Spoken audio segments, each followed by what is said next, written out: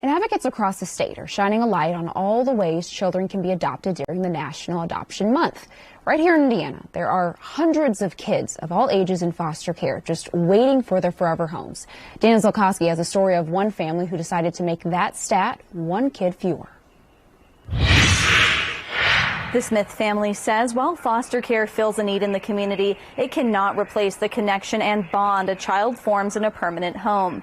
They say that was a motivating factor in their decision to adopt a teen, a process that took nearly 2 years. Our system tries to do what it can. The government tries to do what they can, but we are majorly failing kids in the system because if they don't get adopted or they don't make a meaningful connection with adults and age out, the consequences are absolutely dire. Tony and Deidre Smith say they were called to advocate for vulnerable children by their faith, so they foster children and adopted their daughter Aaliyah out of the foster care system. For Aaliyah, she had been without permanency for about 13 and a half years, so some of that was in traditional foster care, some of that was a guardianship. It took nearly 2 years for the Smiths to finalize Aaliyah's adoption. I knew it would eventually come to fruition.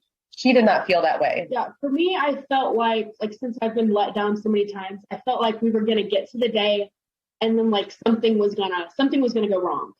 So I feel like it was a lot of relief. Aaliyah says joining the Smith family permanently has allowed her to thrive. I'm getting my driver's license. I have a car. I'm a part of cosmetology. I've been able to be a part of so many different things, with the church to color guard. The Smiths say adopting from the foster care system is important because there are hundreds of kids that will never experience family reunification and are waiting for their forever home. We really started being involved with vulnerable children as an extension of our faith. We're Christians, and so we really want to be involved in that space of people who can't defend and take care of themselves. She moved in with us when she was 14.